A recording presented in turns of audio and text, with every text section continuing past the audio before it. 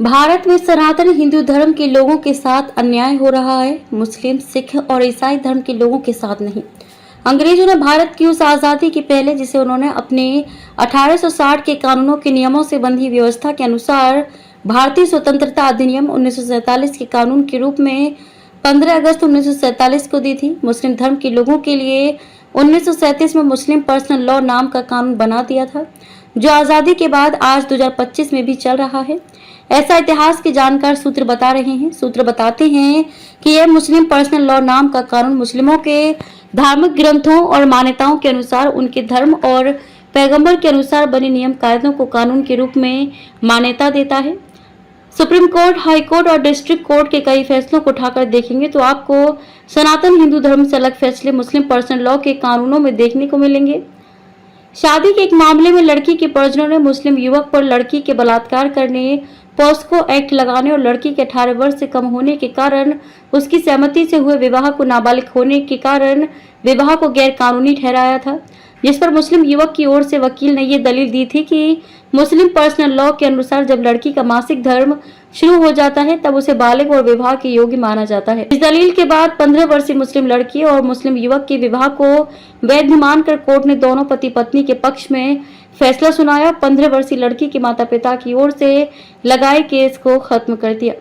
अब आप भारत के 80% सनातन और हिंदू धर्म के लोगों के लिए बनाए 1860 के कानून को देखिए। यदि लड़की 18 वर्ष से एक दिन भी कम है तो शादी होने और उनके बच्चे होने के बाद भी पुलिस उसके पति को गिरफ्तार करके न्यायालय में जब न्यायाधीश के सामने पेश करती है, तब स्वयं उसकी पत्नी के रोने गिड़गिड़ाने के बाद भी न्यायाधीश उसके पति को पॉस्को एक्ट के तहत जेल भेज देते हैं।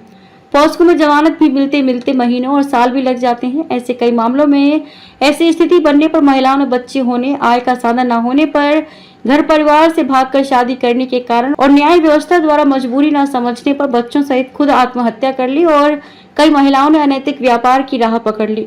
मुस्लिम पर्सनल लॉ में 3 साल से भी ज्यादा उम्र का फायदा पॉस्को एक्ट न लगने के लिए भी और लड़की के बालिग होने का मुस्लिमों को मिलता है, जबकि भारत मुस्लिम राष्ट्र नहीं है और हिंदू धर्म के लोग 80% हैं।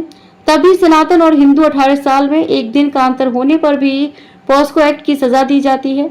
सिख धर्म में दाढ़ी रखना, पगड़ी पहनना और लड़कियों का कटार रखना उनके धर्म के अनुसार कानून में है।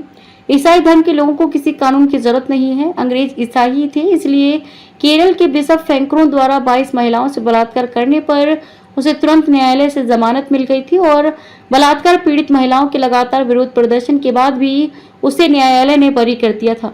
इस सब में भारत के सनातन हिंदू धर्म के लोगों की गलती है। भीमराव अम्बेडकर और महात्मा गांधी दोनों ने ही भारत के हिंदू धर्म के लोगों को अंग्रेजों से मिलकर बेवकूफ बनाकर नपुंसक बना दिया है। भीमराव अम्बेडकर से संविधान और कानून बनाने का ढोंग करा के तो महात्मा गांधी से अहिंसक आंदोलन, जिसे नपुंसकता कहना चाहिए, भारत के लोगों के दिल और दिमाग में वर्षों तक लगातार अंग्रेजों ने शोध और अध्ययन कर बैठा दी। तभी तो आज भी भारत का हिंदू 2 भागों में बटा है। एक अम्बेडकरवादी जो संविधान और कानून का राग अलाप रहा है और खुद अंग्रेजों द्वारा अम्बेडकर से बनाई गई दलदल में घुसता जा रहा है। दूसरा महात्मा गांधी के शांतिपूर्ण आंदोलन वाले हैं, जिन्होंने गांधी के पिछलग्गू बनकर कई वर्ष नपुंसकता में ही निकाल दिए, नहीं तो भारत 1947 के बहुत पहले ही आजाद हो गया होता। अंग्रेजों ने मुस्लिमों को मुस्लिम पर्सनल लॉ इसलिए बनाकर दिया क्योंकि वे अम्बेडकर और महात्मा गांधी दोनों से ज्यादा अपने धार्मिक ग्रंथों और मान्यताओं और पैगंबर द्वारा बनाए नियम कायदों को ही कानून मानते हैं। मुस्लिम समुदाय के लोग इसलिए किसी दूसरे के द्वारा बनाए गए कानूनों को नहीं मानते। इसलिए अल्पसंख्यक होने के बावजूद मुस्लिम समुदाय के लोगों के साथ अंग्रेजों के कानूनों से अन्याय नहीं होता। इन कानूनों के लिए वे लड़ने भिड़ने और मरने मारने के लिए तैयार रहते हैं। यही हाल सिख धर्म के लोगों का है। लोगों को याद होगा नुपुर शर्मा ने जब पैगंबर के बारे में टिप्पणी की थी तो कैसे मुस्लिम समुदाय के लोगों ने सोशल मीडिया पर वीडियो वायरल कर खुले शब्दों में बोलकर नुपुर शर्मा के बयान का समर्थन करने वाले कन्हैया कुमार को उसकी दुकान पर ही जाकर काट डाला था। तब से नुपुर शर्मा भी छुपी छुपी फिर रही है और उनके पैगंबर मोहम्मद वाले बयान का समर्थन करने वालों की संख्या 0 हो गई है। सनातन हिंदू धर्म के लोग ऐसा ही तो नहीं करते हैं, तभी तो आमिर खान ने पूरी फिल्म ही बना डाली भारत के सनातन हिंदू धर्म परंपराओं और मान्यताओं और उसके साधु संतों को बदनाम करने। बॉबी देओल तो हिंदू धर्म का ही, फिर भी सनातन हिंदू धर्म के संत महापुरुषों की वेब सीरीज बना रहा है। एकता कपूर भी सनातन हिंदू धर्म की है और अपने आप को बहुत धार्मिक दिखाती है, जबकि यह भी धर्म विरोधी, देश विरोधी फिल्में और सीरियल बनाती है।